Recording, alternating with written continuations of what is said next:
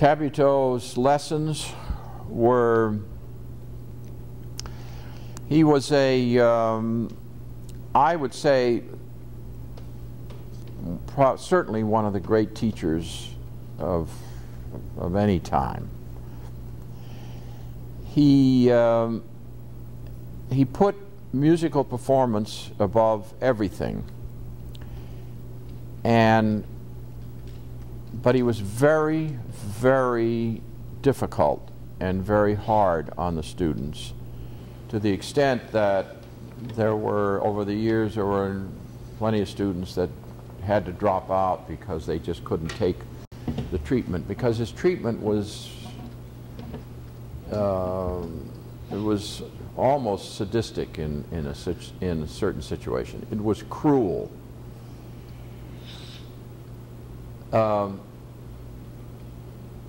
I'm kind of jumping now, but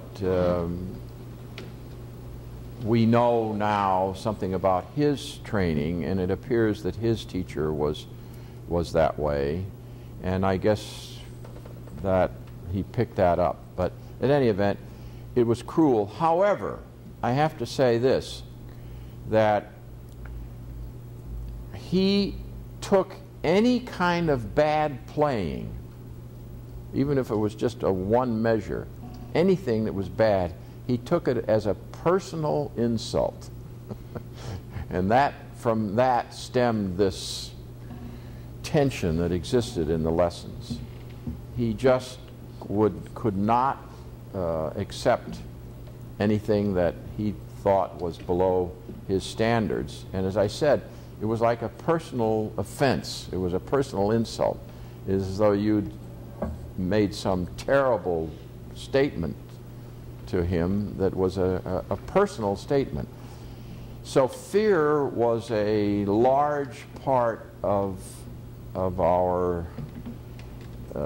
the atmosphere. However, having said that, you also have to remember that that was very much the way life was in those days. Symphony orchestras, it was a common thing for conductors to be tyrannical, to be unreasonable, to be cruel. You could fire somebody. I mean, you know, I lived through the first few years of my life as a professional. I lived through that, and I saw a situation, you know, where the conductor would point at somebody and say, "Out!" throw him out of the orchestra, and he got fired. And that's the way it was. So you lived in an atmosphere which I have in the past described as being in an orchard during a lightning storm and sitting under a tree and just wondering when lightning was going to hit you, because lightning would strike everywhere, and that's the way we felt. And that happened, as I say, that happened in orchestras, and it was part of life. You know, the way I know it's very hard for the younger generation to understand the sort of intolerance that we have for behavior and so on and so forth, but they have to understand it. Tabuteaux sent me home from a lesson one day because my shoes weren't shined. And his comment was glaring at me, "You have the nerve to come to a lesson with me with your shoes dirty? Out!" I mean, that's the way we lived.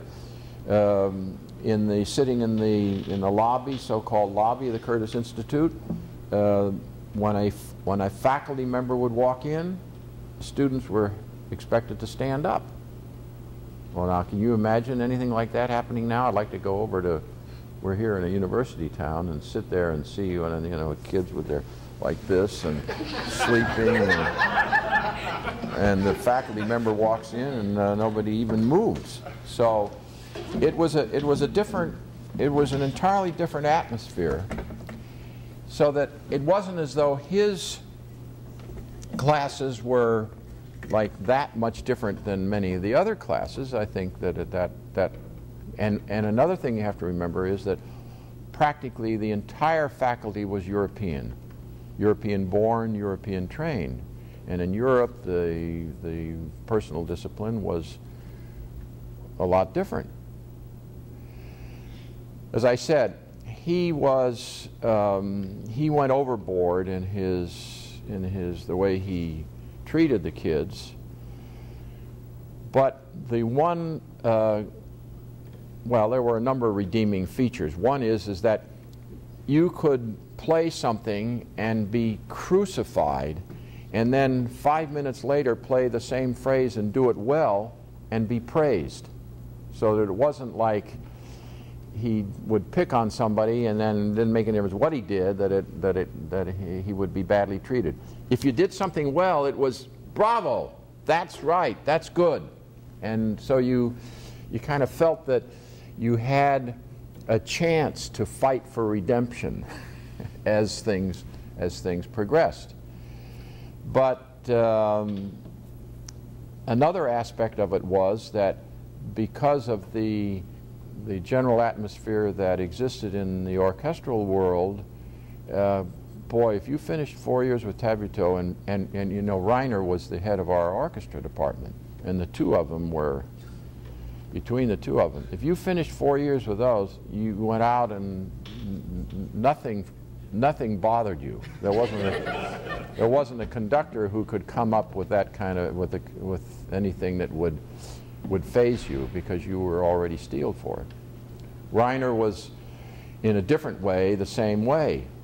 He'd walk in, at the beginning of the school year, he'd walk in, and Tabuteaux was a very attractive, he was a handsome man, he was full of enormous life and personality, and he was one of the greatest storytellers I'm sure the world has ever seen. He could tell stories, and he could make you roll on the floor with laughter, and the next minute he'd be crucifying you and tears would be running down your thing.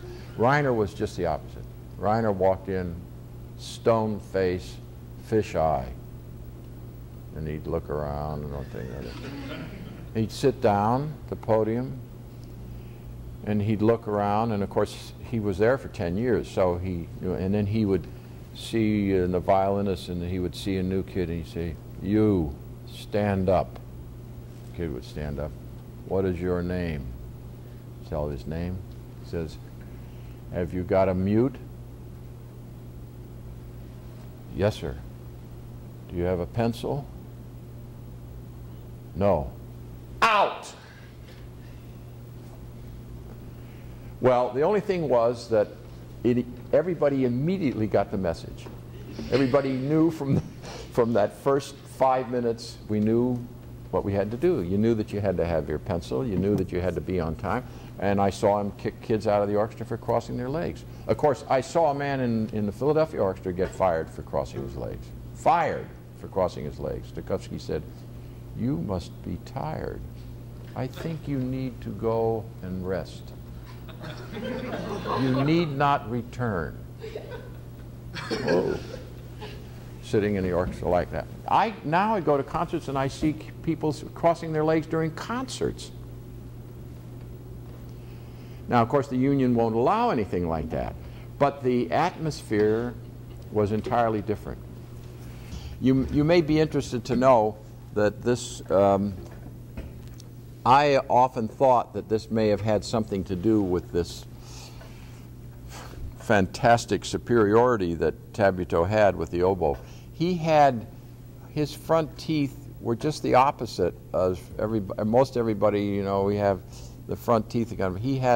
His were kind of slightly in a tiny V going in the other direction, which allowed him to have a lot more upper lip on the reed. All right, this is an exercise that we had to do.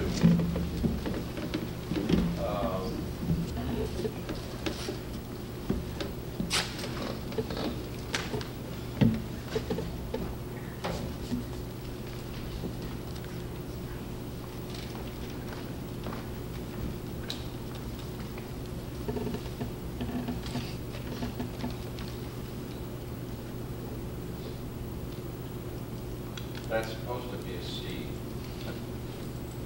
Dark indecible. And then all slurred.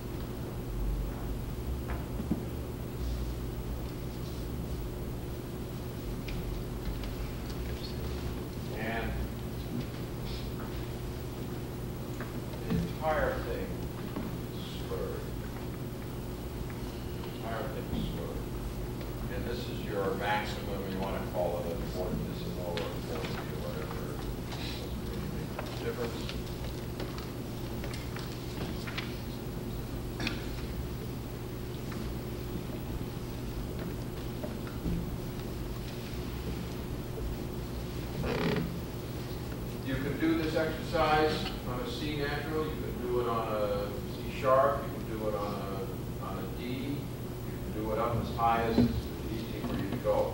But the principal situation here is for your embouchure. You see, you start off here and you count one. I think it goes. Let me see.